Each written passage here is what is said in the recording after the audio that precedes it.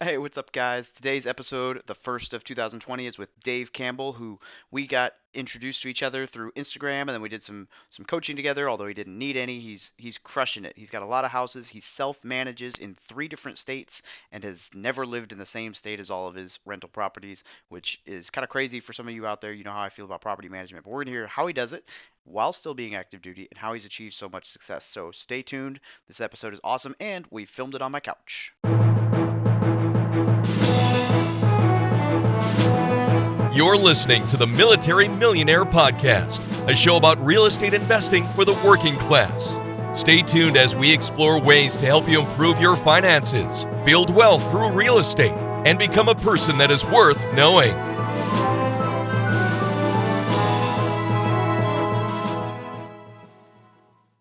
Hey guys, on this podcast we talk a lot about the roadblock to success for military members in getting started in real estate investing. For many of us, the barriers of time, location, and not having the right knowledge keep us from building wealth while serving our country.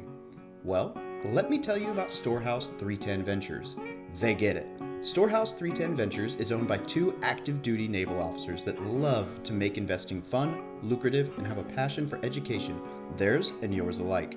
They offer full turnkey rental properties in a market where the numbers make sense, Milwaukee, Wisconsin. Yes, Milwaukee, home to the almost 2018 division-titled Milwaukee Brewers, the well-known Miller Brewing Company, and a lot of delicious cheese. Storehouse 310's properties are fully renovated, leased, and have property management in place. Through their rigorous analysis and selection process, they do everything possible to ensure each rental property meets their high standards and offers fantastic returns. Storehouse 310s allows you to invest with confidence while you are living out of state. They have a network of lenders, insurance companies, contractors, a title company, and much more to serve you all along the way. There is absolutely no reason not to get started when you have the right teams and system in place. David and Stu, the owners of Storehouse 310, have been investing themselves for over 15 years. They are on a mission to help as many active duty, reserves, and military veterans create financial freedom through the power of real estate investing. They are honest, transparent, and they prioritize service and giving. They have even committed to give the first 10% of their profits to partner nonprofit organizations that support veteran causes. For more information about their program, send an email to podcast@storehouse310turnkey.com. Again, that is podcast@storehouse310turnkey.com. Tell David and Stu you heard about them through the Military Millionaire Podcast, and they will get you going down the right path. Hey, what's up, guys? It's Dave with Military to Millionaire, and I'm here with Dave Campbell, and we're going to talk really just about real estate. So Dave and I have known each other for we probably talked on Instagram for about 18 months now. Yeah, almost 2 years, yep. Yeah, we did some coaching video chat calls. I'd say coaching, but he didn't need any coaching, so it was more just hanging out on video chat about a year ago, and then we both moved to Pendleton within about a month or two of each other, and I thought it'd be fun to talk about his story. So we'll get into why that is here in a minute. But Dave, thanks for joining me. Hey, thanks for having me, Dave. I really appreciate it. Honored to be. Yes, at the tale of two Daves, right? I need to best of times, it was the worst of times. No, thanks for having me on. And before we get started, I want to thank you for the space that you've created here, because I think real estate podcasts and websites and books are more prevalent than ever, but focused on the military, and I would argue, although not putting words in your mouth, sort of catered towards junior enlisted or NCOs and below. I never knew of a space before you, and I think it's so vital. I mean, the military does a lot of things right.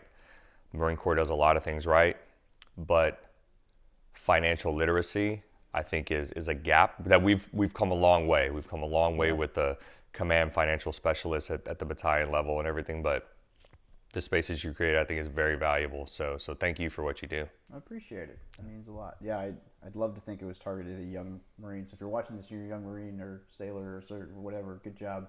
Yeah. It's like, I always joke, I'm like, that's who I want to find, but they're not looking for me. It's the, so it's like this, like, how do I get in front of them? I need if you guys see it here in the future, I'm debating it, but what I need is a Ferrari with, like rent a Ferrari, rent some local models, get like an AK and just like drive up to an Airbnb mansion and be like, this is what it looks like if you're a staff sergeant, but you do real estate. And when I was a corporal, I lived in a cardboard box. And that's what all the gurus do. Right? Yeah, right. It's very clickbaity, but that'll get you some attention for sure.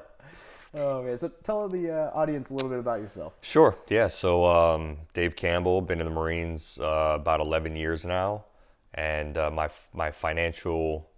real estate journey started pretty early on in my Marine Corps career. Never had an interest in real estate. It was one of those that from knee high to a pig's eye, I knew I wanted to be a Marine, and that was it.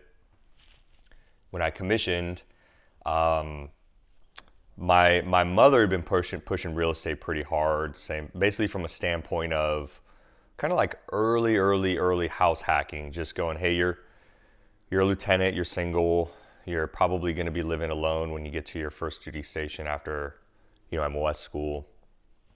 Why don't you buy a house? Once you find out where you're going, why don't you buy a house and rent out the rooms? So I didn't do that. That got the wheels turning about real estate. And then sort of the prophetic, if you will, conversation I had was with one of my uncles a couple years after being a Marine. And he was dating a realtor at the time. Basically said, hey, have you ever thought about real estate? Nah, not so much. I'm kind of just more worried about being a Marine and doing good at my job. Well, his stance was, hey, listen, are we doing all right? I second guessed myself that I turned on the recording. Oh, okay. Oh, we're good. Sorry. So he basically said, well, listen, you're making good money. You're living well below your means. And if you really want to push yourself to the next socioeconomic level, you're not building rockets. You're not going to cure cancer. This is a vehicle that you guys like you and I can get into. The barrier to entry doesn't require any requisite skills that are outside the scope of what you can do. So why don't you do it? And so I finally did it. Actually, I was going through a workup for my second deployment when I bought my first property in 2011, and I've been on the slow moving train ever since then over the past 8 years. So it's kind of been a 8-year journey till now, and currently have 8 doors in 3 different states. And and we're just doing it kind of low and slow, if you will, because I know that I'm going to retire as a Marine. So I'm not doing this to work my way out of a job, but I am doing it to not have to work past 20 years and just do the 20 and retire. And so got about a 9 or 10 year span to get all the remaining puzzle pieces in place before we retire. So yeah, that's cool. Yeah, I wish I'd learned about started in real estate sooner. Yeah.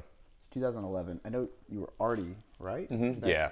So you said second. Were you out in Afghanistan in 2010? 2010, I went on a MEU. Oh, okay.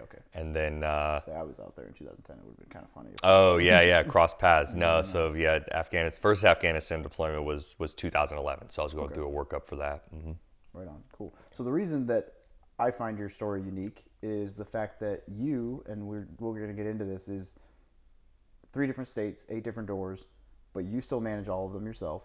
And you've said you've never had more than a 2-week vacancy period in 8 years. Yeah, and that's super crazy because for me, I don't manage anything. It's all, and that was an immediate decision when I moved out of state. Was I don't want to deal with this, not because it was a pain, but because I just didn't want to have to worry about it.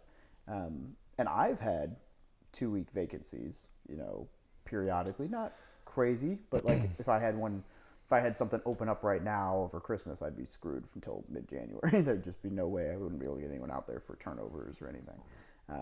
And so for me to be able to see that you are that successful, I guess the question would just be, what is it that you do to help manage that? Because I know a lot of people aren't, like they want to self-manage to save money, but they're like, oh, there's no way I could do that. And clearly you could.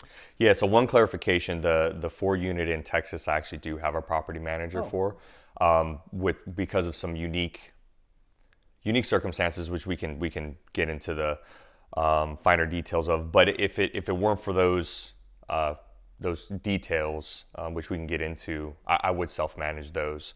There's a tipping point for everybody. I think that eventually I would have got to a number of units that I wouldn't have been able to sustain. But yeah, so I have properties in California, North Carolina, and Texas. And the ones in California and North Carolina, I've managed myself the whole time from across the country, depending on what duty station I'm at. And I don't necessarily have anything against property management companies, because there are diamonds in the rough like yours that are literally worth their weight in gold. Oh, she's wonderful. Yeah. Yeah, the stories that you tell are just mind blowing. Why can't, my thing is, if there were more like her, all my properties would be under property management.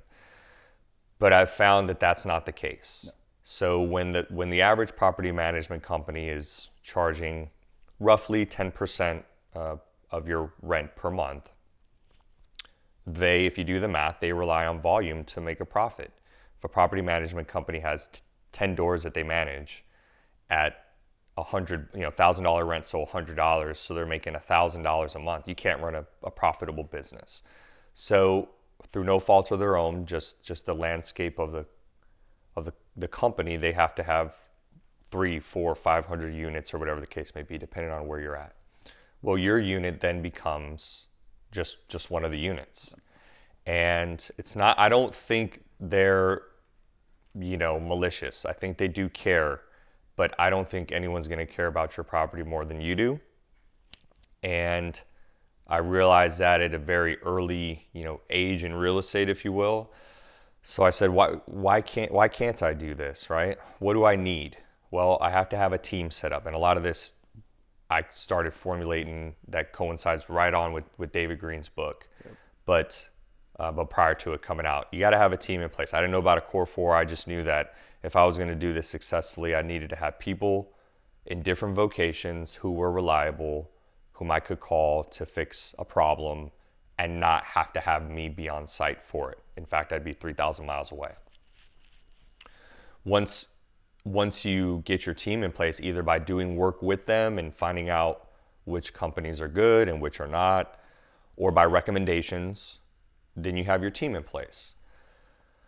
Then the only real thing that you can't take care of by not being there is an initial walkthrough once you have a tenant, and then also walkthroughs with prospective tenants. So to accomplish that task, I just have individuals, friends, Marines, not all of them, buy my rental properties that are geographically near my rental properties. And when a property goes vacant, and we can get into the 2 weeks vacancy, but once I get a list of prospective tenants, I call, hey Dave, would you mind, in North Carolina, would you mind walking through this rental property with this prospective tenant? Once we go through however many, 4 or 5, my buddy will call me and say, okay, this is the feedback I'm getting from these people. These ones look good. Whomever signs the lease, then that same friend will go back and do the move-in inspection, have the move-in, move-out inspection form with them, and then fast forward a year or however long the tenancy is, we'll do the subsequent move-out inspection with them. So 2 weeks, 2-week vacancy in 8 years. I market the crap out of my properties. There's no surprises when I know a property is going to go vacant. Yeah. Tenants are very good about, of course, they're mandated the 1 month, but maybe you've had the same experience. If you call them, text them 3 months in advance, say, hey Dave, or you got 3 more months on your lease, what's the general feeling? You're going to get a 75% solution, like, oh, I'm definitely staying. I love this place. I understand you're going to raise rent or not, or nope, I'm PCSing, so I'm going to be out of here. Well, okay, so you have a 3-month window to prepare this thing.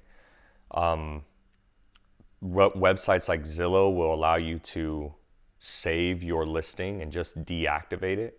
So as long as you do one really good listing, you have a good word picture, good photographs, spend the money, hire on a real estate photographer. Don't do it yourself. Pay the $200 to $300 or whatever they charge in your area. And those photos are yours forever, much like, wedding photos or whatever the case may be. You design a really good listing, and then you do essentially a copy and paste across as many different mediums as you can imagine. So the big hitters, Realtor.com, Zillow, Redfin if it's in your area, Hot Pads, Trulia, Facebook Marketplace, Craigslist. The list goes on and on. And then word of mouth on your own social media, and you're going to get feedback. And then I would say correspondingly, what helps fill vacancies fast for me is I'd like to think I'm the fastest and most responsive person when people reach out to me. I always have my email and my phone number, and as soon as an email pops up or a text message pops up on the business line, I try to respond immediately, because like we were talking about before, when you were looking for this place was one of 50. Yeah. Largely what'll set you apart from the pack is if you respond first. Well, and this lady, like literally we're standing around the table. She's like, I got 3 people coming by this afternoon looking at it. And I was like, great, I'll take it right now. Exactly. So when someone, hey, I'm interested in your property, I realize I'm not the only person they're reaching out to. So I'm like, immediately, no matter what I'm doing, all things being considered, work and stuff, I'll drop what I'm doing and I'll respond. And I don't know how many times they're like, hey, you're the first one to get back to me, thanks. And starts that conversation. I start to stiff arm the competition. And then all of a sudden you're the one that they want to move in with. They know they're going to have a good relationship, a good communication corridor with the landlord, which is important with tenants. And so that's how I've been able to largely self-manage. I mean, having a team, having a couple people that you trust that can actually do the few tasks that you have to be on site to do. And then you just have to have systems in place, right? 2019, you should be able to have a way to collect rent, communicate with your tenants through a professional business type medium, whatever that looks like, and then monitor the progress of all your tenants, whether that be through a platform or an Excel spreadsheet or whatever the case may be. So, and then just finally, one of the only reasons why I have a property management company in Texas is there's a few, geographical nuances. One is there's a lot of the rent is done in cash, so that's tough. And based on where we bought, there has to be a strong command of Spanish on day-to-day interaction. And it's not that I'm uncomfortable with it, but what I don't want to have happen is something get literally lost in translation, and then we're on way different wavelengths. Yeah. So for those reasons, I went with a property management company, which I'm happy with. So. I think that makes sense if you're not 100% fluent in the language. It's funny on that. I was on the phone with my uncle yesterday, and he actually said, and he has taught himself Spanish, because in his market in South Carolina, he said, he's like, say I have 20 units, and he's like, right now I have 20 filled, and 17 are Latino families, and 3 are, Caucasian families, and I have 3 that didn't pay rent. I'll tell you, they didn't speak Spanish. So he was saying in his area, he's like, I try, and he's as white as they come, and he's like, I try as hard as I can to find Latino tenants, because they pay their rent and they're way nicer to my property. He's like, and I taught myself Spanish because of that, because he self-manages, he lives there. And I was like, And that was in South Carolina? Yeah, I was like, wow. That's kind of wild. I would have never thought about like that being the motivation between learning a language, but it makes perfect sense when you've got 20 units and they're all Spanish-speaking tenants. And if it's conversational Spanish, you can get by. But when you're dealing with a business, right? You got to get a fluent, someone that's their primary language, because or they have just 100% fluency level as their second language, because you're dealing with leases, you're dealing with contracts. A lot of the leases that I have in the Texas property, they're all written in Spanish. And so I'm not going to be translating that, right, or interpreting that. I want to make sure that is a legally binding document, even though it's not in English, Yeah, that's valid. Because even if they agree to everything, and even if the words were right, theoretically, if they don't understand what you're saying or you don't understand what they're saying, it could be a loophole. Exactly. Yeah. Yeah, exactly right. Yeah, that's wild. So, all right, so you've been buying properties throughout and successfully, but do you have I guess I would ask, like, I guess we could dig into why you went with Texas, because I understand why you bought in San Diego, and I understand why you bought in North Carolina, because you lived in both locations. But, what made you decide, because Texas is probably your first true like completely out of state purchase. Did you even go to? Yeah, never even went there. Yeah, yeah, no, that interesting. I got turned on to the market by my best friend whose wife is from that area. Okay. And he, known him forever. He knew I was into real estate. I'm into real estate. And he said, "Hey, have you ever checked out this area in Texas? I don't know too much about it other than my wife's from here. I visited, and it seems like there's good deals on multifamily properties." So I said, "Okay, let me start doing some cursory research." So you know how it goes. You hop on Zillow, and I just started looking in this area. And so that's what got me turned on to the market. And I had to come to terms with really practicing what I preach in that 2019, 2018 at the time, you don't need to be on site, or I would even venture to say intimately familiar with an area in order to buy there. This isn't the 1950s and 60s anymore. There's just so much technology that I would say mitigates a lot of risk. And so I did very rule of thumb cursory research on the area, 1% rule type stuff.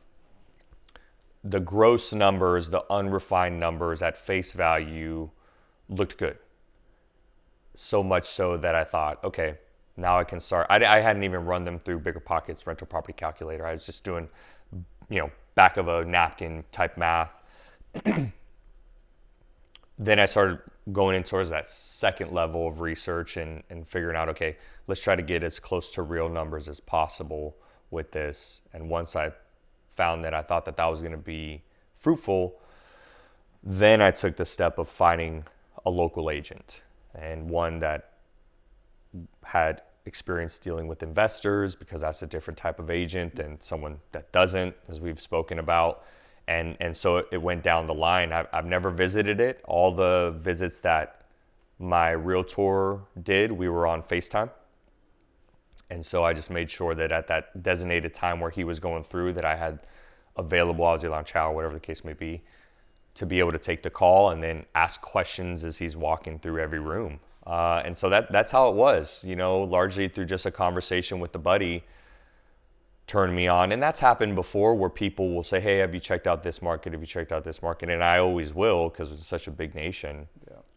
Yeah. Most of the time what happens is, for one reason or another, you find that market won't work for you, what you want to do. And I didn't find those red flags in the Texas market, which has led me all the way through and eventually purchasing a fourplex. So that's cool. Yeah. I like that you mentioned the people send you stuff and you just kind of we'll look at it and see, because I tell people all the time, it's one of the big questions I get, because obviously military guys, everyone's spread out all over the dang place. I got people talking to me from Japan. I was on the phone with someone in Kuwait this week. It's crazy. And they all ask about market. That's like the first thing. That is the biggest hang up. People say not having money is a huge hang up, but people can find the answer to that. Market is where people get, I swear, more analysis paralysis on finding what neighborhood or what city to invest in. And it drives me nuts, because I tell people all the time, okay, look, and I've gotten to the point where I'm pretty blunt about this, but it's all right, so let me get this straight.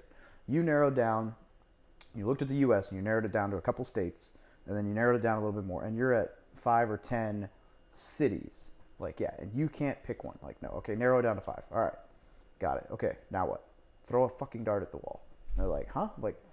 You picked 5 cities out of the entire nation. They're all fine. Stop worrying about it. Do you want me to pick? I'll throw a dart at the wall for you. And so I love that you're like, yeah, I'll look at them. Oh, this one looks good. Yeah, let's buy a house, because it proves that. When we went out the other night, me, you, and John was talking about his markets in Louisiana. I can name 2 or 3 cities in Louisiana, none of which were his. And I just wrote it down on an Apple Note to check out later. Just see what he's getting into. I'm born and raised Southern California, and I've bounced around from the military, but still, as far as how big the nation is, it's completely foreign to me in different areas. And so it's largely through conversation, reading a lot on BiggerPockets, and then just go check it out. But you're absolutely right. if you're going to wait for the 100% solution, you're never going to do it. You're just never going to do it. Eventually you have to pull the trigger. And as long as the precursors are there and it makes sense, move forward. And if the math makes sense, then that should be an good indication that you need to take it to the next step, whatever that looks like for you. Absolutely. So what's the plan for the next 9 years until you retire? Yeah, so we're easy. We're buy and hold. We're long-term buy and hold. And like I was telling you, if you view real estate as a freeway, you have different off-ramps. And once you get off an off-ramp, it obviously splits into surface streets. But we got off on long-term buy and holds and started really exploring those surface streets. And I've never gotten off another exit. I couldn't tell you the first thing, quite honestly, about wholesaling, fix and flips, Airbnb, and the litany of other areas that you can delve into in real estate. Our plan is properties that have good monthly cash flow that we can buy and hold for an extended period of time. We don't have a specific number in mind, but we would largely want to defer to more net profit per unit, vice more doors. Yeah. And I get it. People will say, well, then you have less doors when you go to sell, but what if you never go to sell, right? I say never, but so in the next 9 years, we want to make sure that we will have at least as much net cash flow in total to take the place of the 50% pay cut we're going to take in retirement. So military retirement, for those that are unaware, the legacy, not the new blended retirement, 2.5% accrual times however many years you've served, no less than 20. So once you get to 20 years, you're looking at 50%. Well, so that's your paycheck cut in half, and then a little bit even more so if all things considered BAH and everything like that.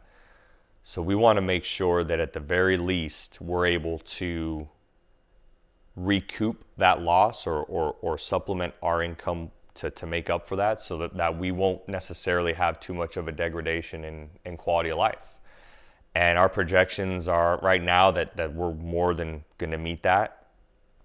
And if we get to the 20 years and the answer is yes, we're able to supplement that income and take on that loss, then that's when I hang up the boots, as they say, and move on. So we're going to spend the next 9 years making sure that we get good properties that have good monthly cash flow, net cash flow, and don't have a lot of deferred maintenance, and that are rentable in rentable areas and in good markets, wherever that is around the country, and just hold on to those things for the long term.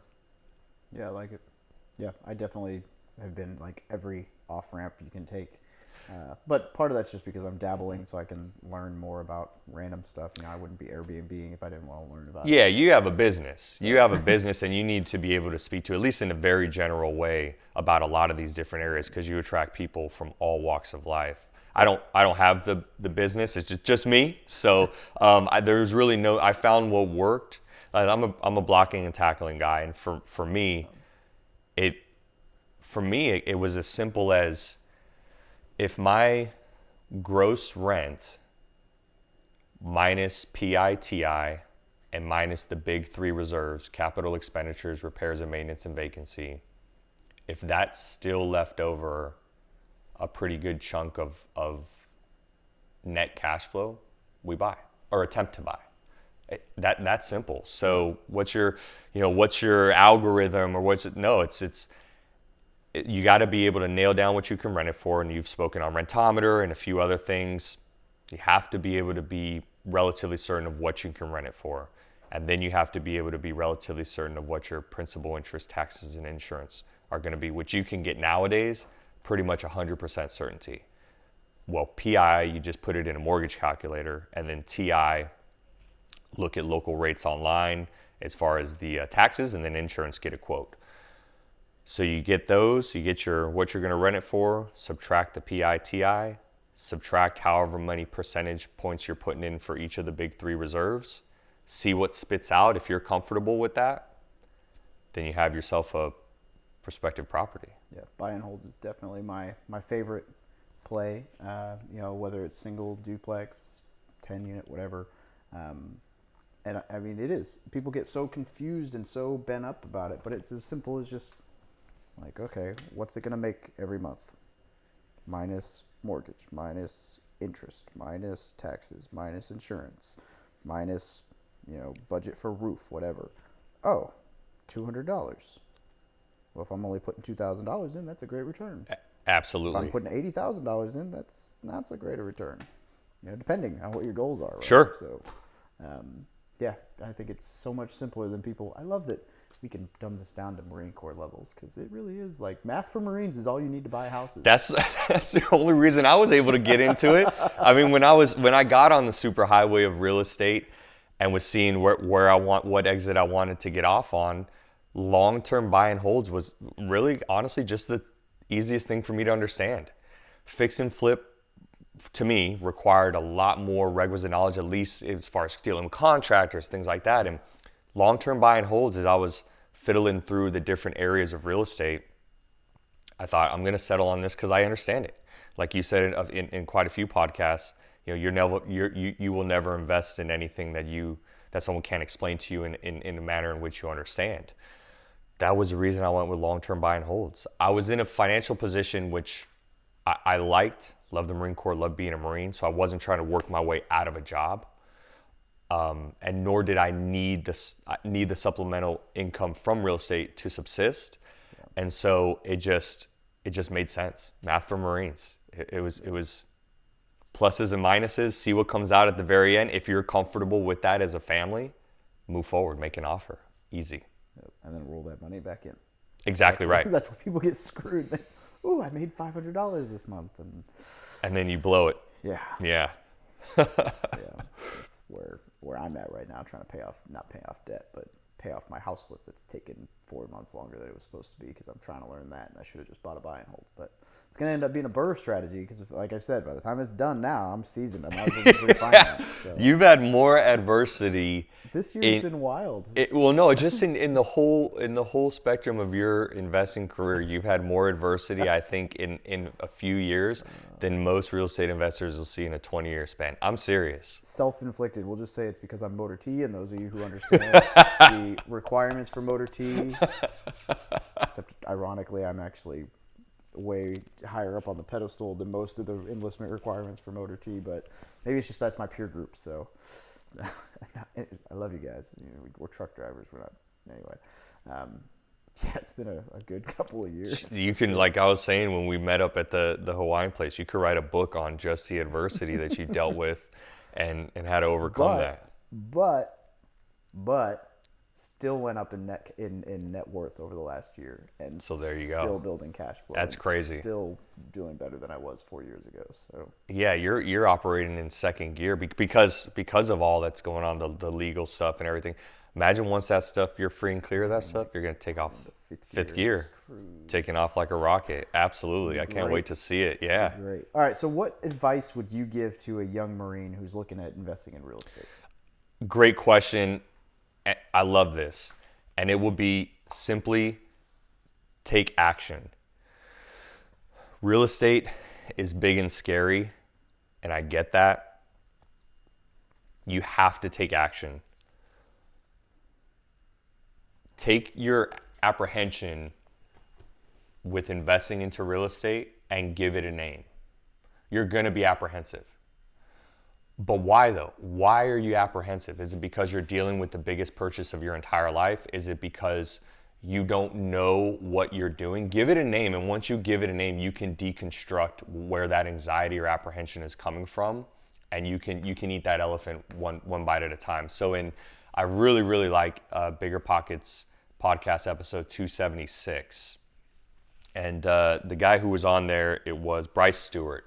And he was talking about vacuum the freaking truck. That was kind of the tagline. And the story that he told was he bought a truck and he realized that the payments were sort of outside what he wanted to pay, and he wasn't utilizing it for what a truck should be used for, so he wanted to get rid of it. But he had a loan on it. and he didn't know how to sell a truck with a loan on it. And because of that, he sat there for months. This is him saying it, right? I'm just regurgitating, and did nothing. Until finally he realized, well, I don't know how to sell a truck with the loan on it, but I know how to vacuum my truck, and that's free. So he piecemealed it, right? So long story short, he went with what he knew he could do, and then eventually he was eating that elephant one bite at a time, and he sold the truck with the loan on it. So it was this big scary thing. How do I sell a truck when I don't necessarily own it because I have a loan on it? Well, let's start at something you do know how to do. So for those young enlisted Marines, sailors, airmen, soldiers, you don't know how to be a real estate investor. Do you know how to go on real estate websites and look at what houses cost? Sure. Go on Zillow.com and just punch in an area that you think you'd want to buy. Do you know what it takes to get a loan? Maybe not. So can you look up pre-approval process on Google? And just piecemeal it, but you must take action. If you don't take action, you're never going to get there. And then the second thing I would say is stop worrying so much about your offense and play good defense. When I speak about financial fitness to my Marines, because steel sharpens steel, I want to teach my young Marines about being financially independent and just spending less than they earn. They say, well, I don't make that much money, ergo I'm never going to be able to get ahead. To which I reply, I get it at face value how you think that makes sense, but let's go a level deeper. You're living in the barracks. Your meals are paid for. Now, granted, I get it. You're getting taxed, whatever the case may be, but you have a meal card. Yes, you're only taking home X a month. I got that. But there should be no reason why you can't bank 80% of that. And 80% of what your take home is, if you're saving that, you're saving a lot more than a lot of people that are making a lot more than you. Yeah. So it's not that you have an offensive problem. You have bad defense. You're going out the 16th and the 2nd and spending it on women, alcohol, right, whatever. Cars. I'll say it. I did it. Tattoos. Yeah. Take your pick. I'll let you say it. Take your pick. Been there, done that. But if you use that time from E1 to E5-ish, whatever the case may be, you can bank so much money and you can set yourself up for long-term success. So it would be those two things. It would be take action and give, and a little subsection of that is to give your apprehension a name, identify what's actually making you apprehensive. And then secondly, stop worrying so much about your offense and worry about playing good defense. Your offense will increase. Get your PME done, get your photo taken, have good pros and cons, and when you're an NCO, get good fit reps, your offense will increase. Hell, even if you don't do that, you get a pay raise every other day. There you go. Yeah, good point. Especially, good point. But play good defense. You have to play good defense. And I would argue that playing good defense in the beginning, you are creating a mindset and a pattern that as the offense starts to take off, you still have that good mentality and you're just going to be largely successful. Yeah, I just did a video about the downside and it blows my mind. Like, people never think about it because, and I say the same thing, it's seldom your income that's the problem. It's usually your expenses. I get into arguments with people on Facebook and places about this all the time because I'll post something on like Marine Corps staff NCOs and people will just be like, rah! And I'm like, it just gets old after a while. Like, oh my gosh, you're so negative. Like, first off, you're reading your personal statement of military compensation incorrectly and you're only counting your W-2 income, so you're an idiot. But so there's a lot more to it than that. But I did it on downside risk, and the point of it being like, if you have $100, you take a 50% hit, you have $50. But if you then turn around and get a 50% increase, it doesn't go back to 100. Mm-hmm. It takes, I forget what it was, 100% increase to go back to 100. Whereas if you have $100, you gain $50, and then, or 50%, you go up to 150. If it gets hit by 50%, you're still down to 75. So the downside will always hurt you more than the upside will benefit you, percentage-wise, right? And people don't focus on that. And the other thing is, especially in real estate, and people think about, I can raise the rent $100. That's great. But when that tenant moves out and your expenses are still $800 and you bumped it from 1,000 to 1,100, like tenant moves out, you're out $800. But if instead you leave your income the same and you drop your expenses $100 and the tenant moves out, you're only out 700. So your bottom line there is you still go. better. Absolutely. But you can do both. It's just the expenses. Once you fix that and micromanage that, not micromanage, but as much as possible, your expenses will always stay down there. Absolutely. So it's like people don't think about that.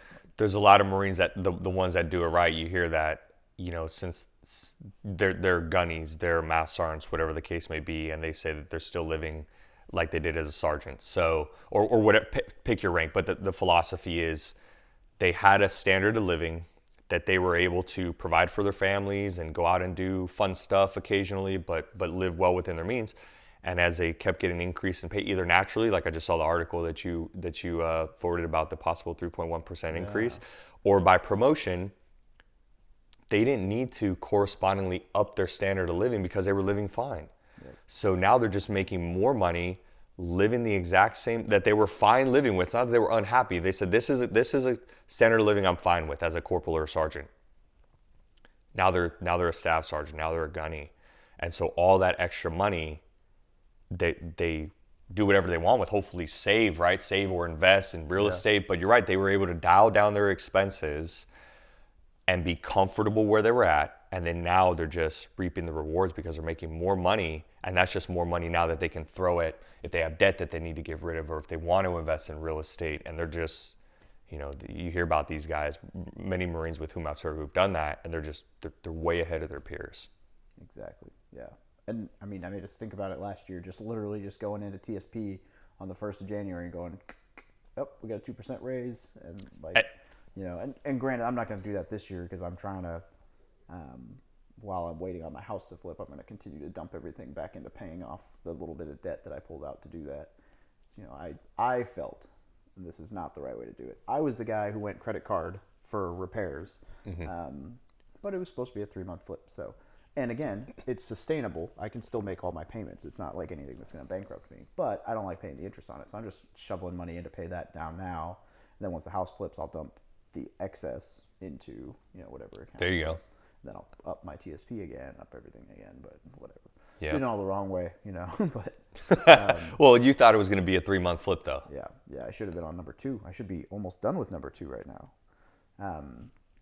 Okay. So we touched on young service members, but what do you think makes your style of investing like unique or successful? Like, how is it that, because I think it's unique that you're able to go long distance. I guess I would just ask if you had anything that you think is unique, or is it just like, this is just how I've always done it? I don't know. I think it's a bit unique that I self-manage properties, especially from so far. By no means am I the only person that does this, but I think that is a unique quality that by default makes me a little bit more successful, only because I'm not paying property management fees. Yeah. I'm not unique. I am average, and I have a simple but repeatable process of buying long-term buy and holds that makes sense. And what I'd like to express, especially to those NCOs and below out there, is it is simple and repeatable process what I do. It is very math for Marines. This is incredibly easy, and you'll know right off the bat. I don't even want to say whether you can do it or not, because you always can do it, just what will it take to do it. So you'll know by running the numbers that it's going to take a 20% or 30% or 40% down or whatever. You can play with the numbers and so many calculators out there that you'll know exactly what it takes to make it happen. I'm not going to say you'll know if you can make it or not make it happen. You can make it happen. On a private salary, you can make this happen.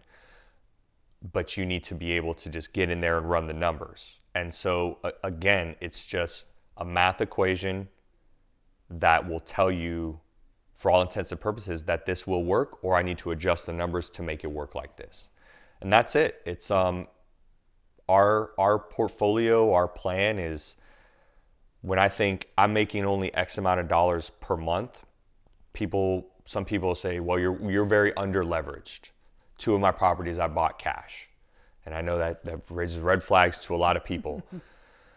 But I'll say, when my horizon is 20, 30, 40 years with this property, does it make sense? And I would argue that it does. So maybe the $1,200 in rent that I'm making gross doesn't seem like it percentage-wise. It's very useful because of how much I put down, which was 100%. But there's a break-even point, and even for the amount that you put down, and if you have a long enough horizon, it makes sense. And we just have a very, very long horizon, and so it makes sense for us. Yeah, yeah, absolutely.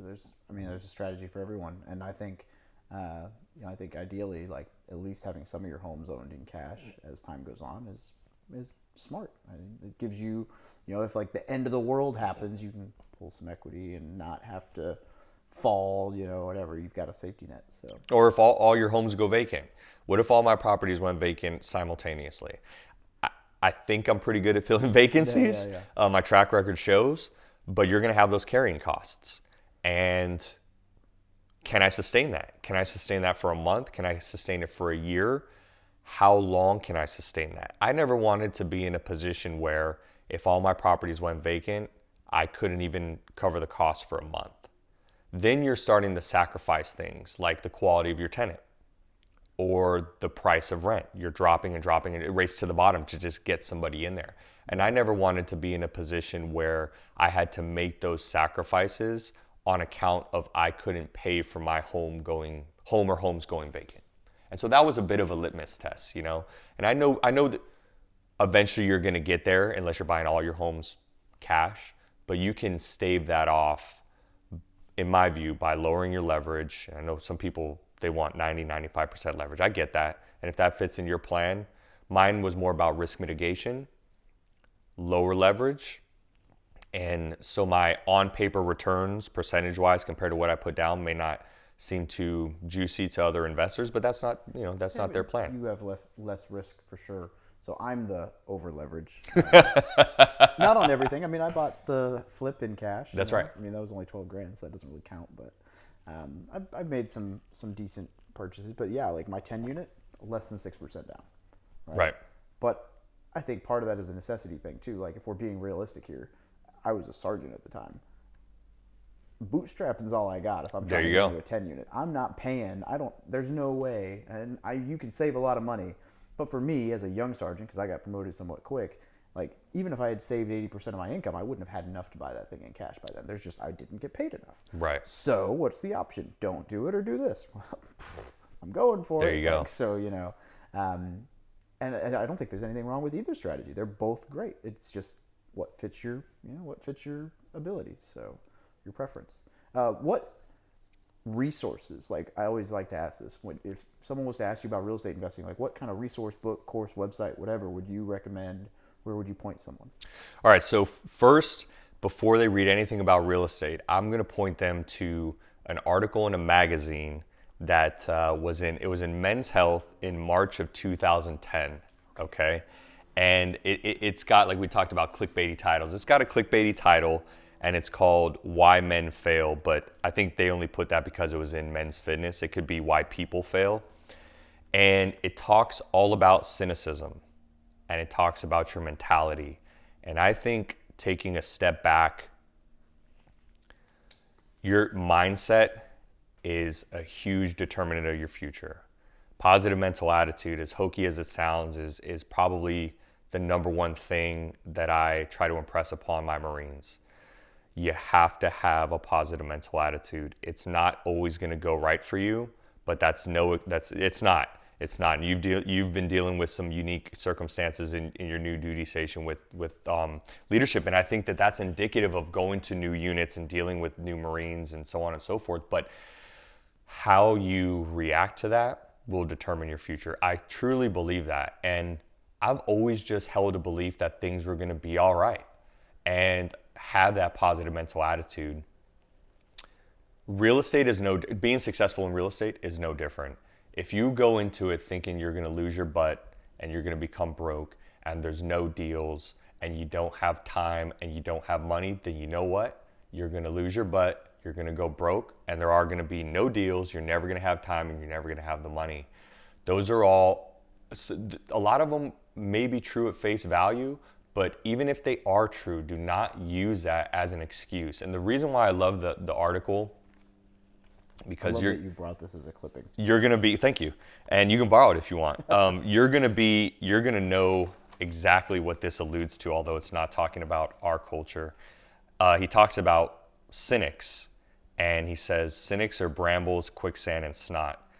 They ply their drug one-on-one. Come on, let's sit here and be cynical together. It feels good to stay angry and to stay in one place forever.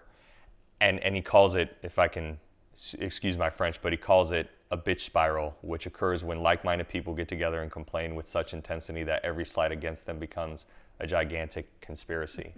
How many times have you been around the smoke pit and one person, and I like the imagery of a spiral, because one person starts it off about, it could be about anything, and then here it goes, right?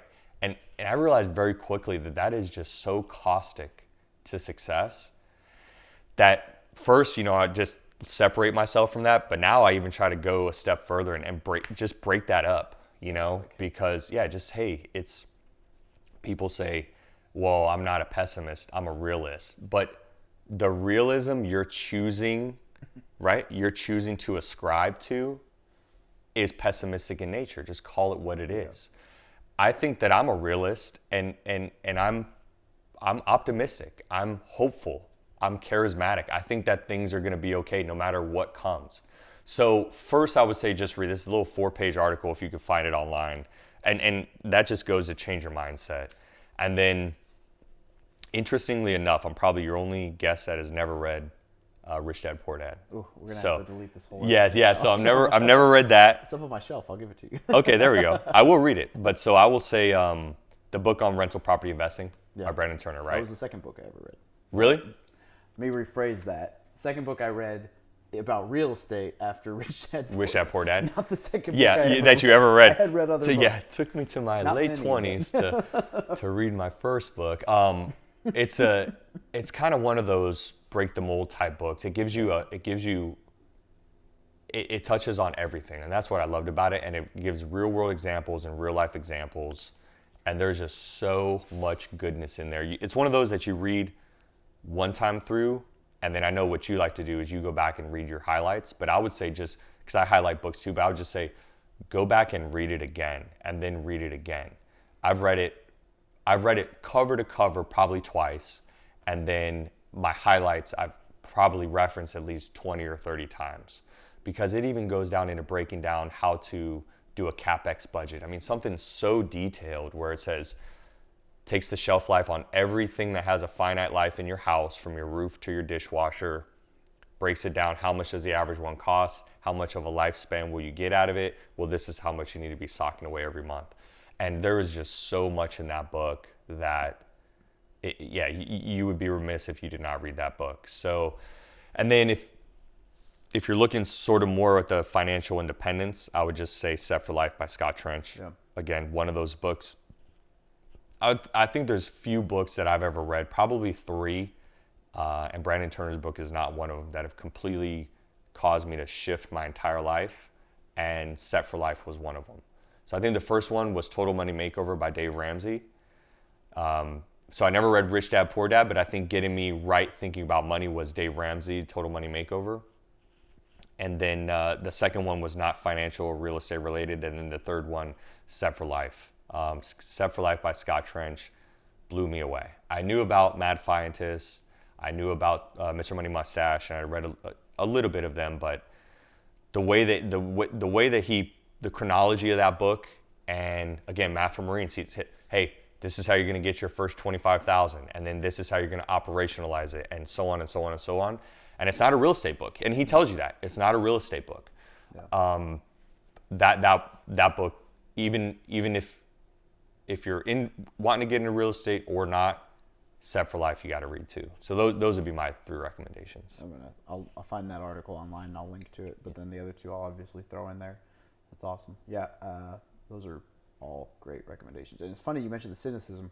So it hasn't aired yet, so you haven't seen it on YouTube. But before this comes out, it's already scheduled. Before this podcast airs, there will be a video on one of my Wednesday new Angry Marine rants where I am basically screaming about crabs in a bucket, because it's all about that cynicism. So for those of you who haven't seen that video, the reason for that is you never need to put a lid on crabs when they're in a bucket. And the theory is that the reason you don't ever put a lid on crabs in a bucket, obviously you can, but is because you don't need to. When one starts to climb its way out, all the rest of the crabs in the bucket will pull it back down. And that is like the perfect metaphor for exactly what you're saying. It's Yeah, like just that's the, like, great. oh yeah, well, you know, it's like, oh man, we just kill each other over this. Absolutely we do. And it's like, it's the I can'ts. Well, I can't do real estate. I don't make enough money. Well, I can't do real estate. I don't have enough time. I can't do real estate. My family doesn't back me. And perhaps all those things are true. So what? You need to change that then. Change it. Everybody has time. Saying I don't have time is just saying you don't want to put enough effort into doing it. Yeah. Saying I don't have money means that you're not saving enough. You know, saying that your family doesn't back you, and this is mentioned in Brandon Turner's book, is you've just not pitched it, if you will, in such a way to get your spouse on board. And I ran into that initially when I was investing in real estate. The way that I was describing what I was doing and why I was doing it did not fit squarely with my wife's values. And I could have taken the page right out of his book on how he spoke to Heather about it.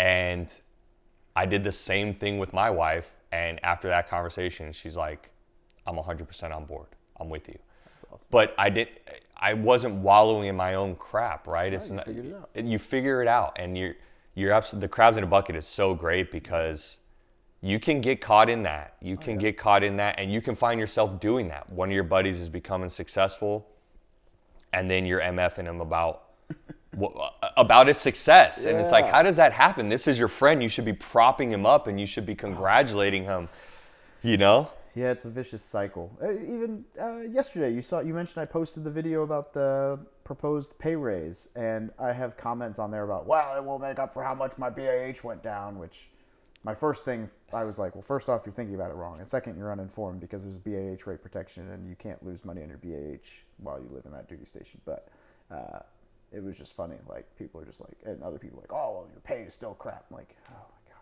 See, and I don't know. Why are you doing this? I don't understand that because I read that link and I immediately celebrated. Yeah. I mean, I read the link and then what you linked to. No matter what you think about our pay, how could you possibly be upset about a pay That's raise? exactly right. And that's just a mindset thing. I mean, I read that and I'm like, holy cow. And then I took what the proposed defense pay chart was and compared it to what I was currently making and did a little bit of mental math. I'm like, wow, this would be great, you know, but Extra $100 or whatever. there you go. Yeah, this would be fantastic. And it's your mindset. It's your mindset. It's your outlook. Awesome. Well, where can people get a hold of you if they got questions? Yeah, so I don't have a website. I don't run a business. So I would just say email, and it's seabreezerealestate. So SEABREEZE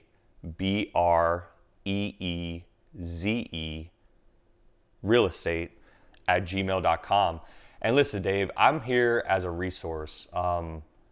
I have had a couple pretty good mentors that I can call and ask questions about, not necessarily real estate related. And the least that I can do is pay that forward. So if people just have general questions about real estate or about anything, really, especially those in the military, we have to help our own. And that's the reason why every duty station that I've been at, I make my Marines sit through a class that I give on financial fitness. It's 2 hours long. I try to make it funny and applicable to their generation. But they gotta suffer through it because we have to help each other. And so yeah, if anybody has any questions about anything, they can feel free to email me and begin a dialogue. I can guarantee you I'll get back to you, and no matter what it's about, even if you want to talk mindset and how to break the mold of all your friends who have they do that bitch spiral and you just get caught up in it. You can get a hold of me there and we can talk for sure. Awesome. Well, thank you very much for joining me today. Literally Dave. Joining me. Yeah. It's been an honor and a pleasure, man. I'm humbled that you would invite me on and allow me to share this space with you. And I would just say, please continue what you're doing. You're carving out a path for guys that have no direction. And it's about getting them to listen to what you're saying. And whether they apply it or not, at least then they have the information, right? And so I try to do my part. When people talk about real estate, I tell them, hey, this is what I've done, but go here if you want a wealth of information in the form of videos, podcasts, and articles and blogs. And I hope that, of the umpteenth Marine that I've told to head your direction, I hope a few have, but please continue because it's needed, man. I appreciate that. And since this is going to be the first one of the year, I hope you guys crush 2020. Thank you for listening to another episode about my journey from military to millionaire. If you liked it, be sure to visit FromMilitaryToMillionaire.com/podcast to subscribe to future podcasts. While you're there, we'd love for you to rate the show, give us a review on iTunes. Now get out there and take action.